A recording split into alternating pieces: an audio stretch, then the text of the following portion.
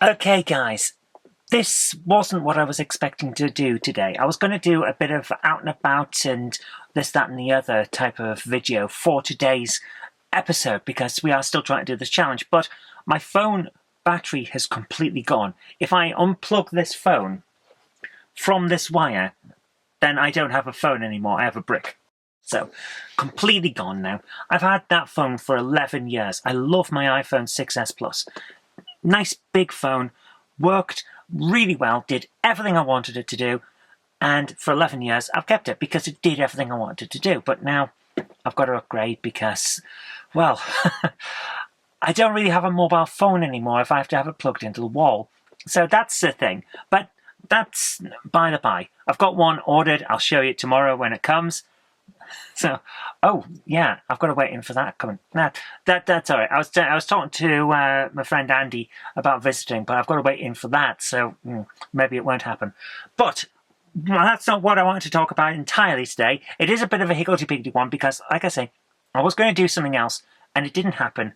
But I want to make a video anyway because I don't want to fail the challenge on the first day, you know? So we're going to talk about some of the games that I've picked up over the Christmas period and a little bit before that.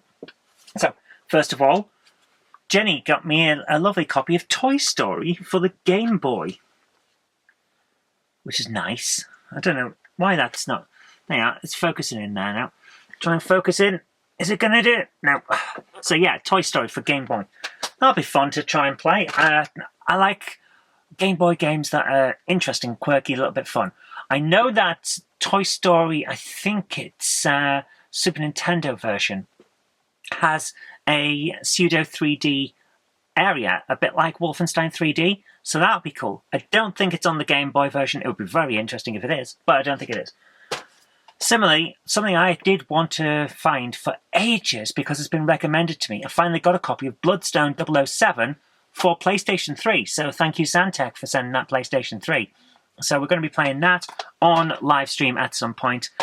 Most likely after we finish Dark Souls 2, which I won't be playing the Xbox version of. I just realised I picked up a copy of Dark Souls 2, Scholar of the First Sin, the expanded one with the DLC, so we'll probably play that on PS5. That'll be fun. Another one that Jen picked up for me, Legend of Sayuki. This is weird.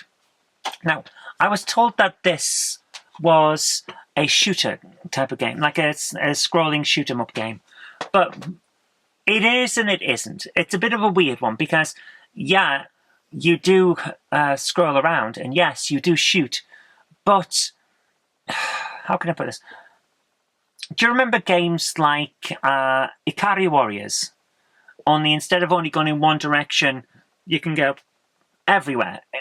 A bit like Bosconian, that kind of thing, where you can go left, right, up, down, diagonals. It's a bit like that. I was not expecting that at all. It's less linear than I expected by a long way. I know it didn't get many good reviews at the time when it came out, but I'm going to give it a proper try and make up my own decision. So that was nice. I've been hunting that one for a while and finally got it thanks to Jen, so thank you, Jen. Then we got sent this. Martin Vegas sent Demon Souls on PS3. Another one we're going to try and play this year. I don't know whether we'll do it after Dark Souls 3 or before Dark Souls 3, because I have all 3 Dark Souls, but we will be playing it this year if we can. It depends on how long it takes to finish Dark Souls 2, doesn't it? What else we got? R-Racing. Not one that I was expecting to have to pick up. I actually thought I already had this, because she looks an awful lot like the woman on the front of Ridge Racer, which is what got me confused. So, R-Racing. Nice one to add to the set.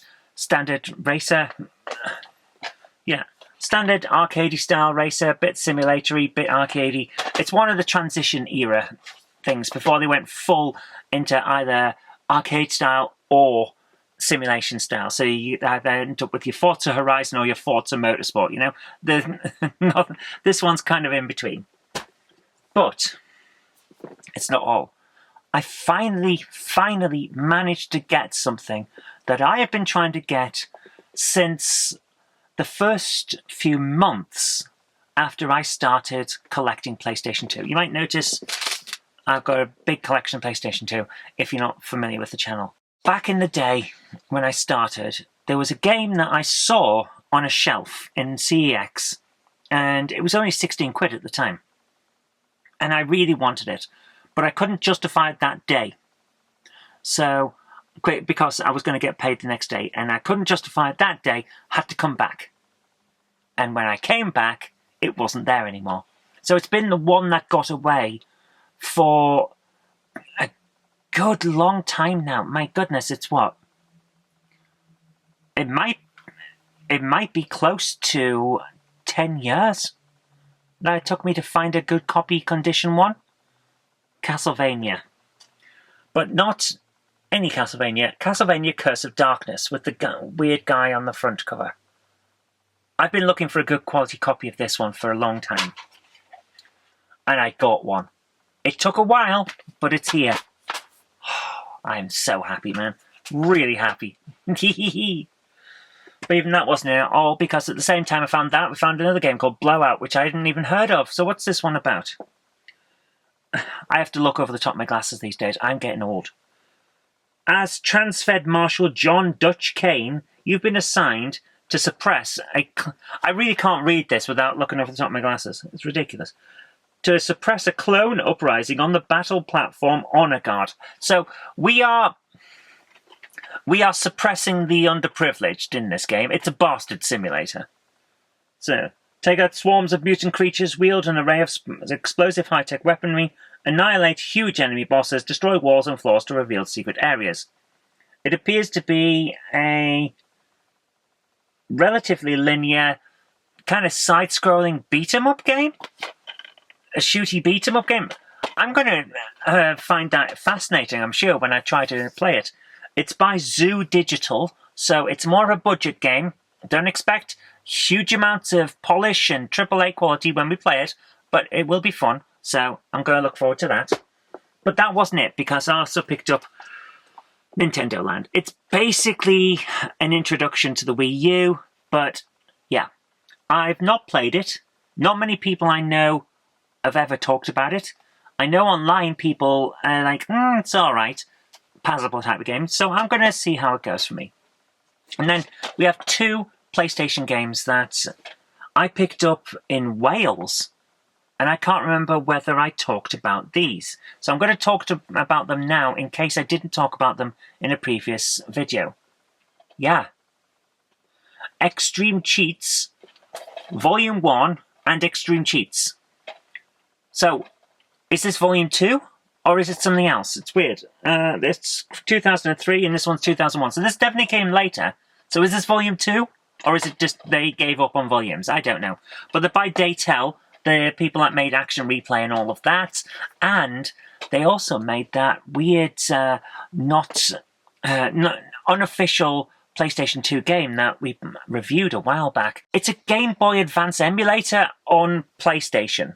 It's weird. But yeah, so we reviewed that, and it's an oddity. So yeah, we got these now. I don't normally go out of my way to find stuff like this, but when I see it, I will pick it up because it is part of PlayStation history, and we are going for the full set, so, you know, these things happen. And then finally, I found this. Neverwinter Nights Kingmaker. Now, if you remember Neverwinter Nights, it was one of those things where it had a game that you could play in it, but you could also make your own. And some of them were online servers where you could play with other people. Some of them would download and play the game. This is download and play the game. These are, and this is literally what's written on the back, 3 premium expansions to your Neverwinter Nights campaign. Sorry, not campaign, experience. Kingmaker, Shadow Guard, and Witch's Wake. These modules feature some of the best fan-created fiction made for Neverwinter Nights. Though they occasionally depart from the Forgotten Realms canon, they are loaded with adventure. Fan stuff on an official Atari disc. Pretty interesting, pretty cool. I'm going to enjoy that, I think, because I kind of like Neverwinter Nights, despite its many, many flaws. I used to play on a Persistent World server, and it was great. My friend Paul and I, we played for months on this one server because it was fun. So yeah, I think I'm going to enjoy that. But yeah, that's all the pickups. So it's not a huge amount. I've picked up a few digital games as well. Like I say, Dark Souls 2, Shadow of the First Sin, or Scholar of the First Sin, sorry. And there was also an Assassin's Creed collection on Switch, which is normally retails at 99 quid. For Christmas and New Year, it was on sale for 24. So, obviously I picked that up. I've been playing that a fair amount. A Pirate's Life for me, yar! I love Assassin's Creed 4. It's one of my favourite games. So I've been playing that again on the Switch. It's an interesting experience. It kind of works. But sometimes it's a little more difficult to see what's going on because of the smaller screen. But if I was to plug it in on the dock and put it onto the screen, it would be fine. But I didn't because I played it in handheld mode. So that was fun. I had a good Christmas and New Year. It's been a good time. Feel rested, which is useful because I was so stressed. So, all in all, it's been a good experience. I'm going to upload this now. See you later, guys. It's been one of those slapdash ones at last minute because I wasn't going to fail the challenge on day one. Hopefully we'll have something better tomorrow. Take care. Bye for now. I'd like to give a big shout out to everyone who supports me on Patreon. Without you guys, I really couldn't continue making all of these shows. And if you'd like to join our fantastic Patreon heroes here, go over to patreon.com/Zoe Kirk-Robinson. It really does help us out. Thank you so much, guys.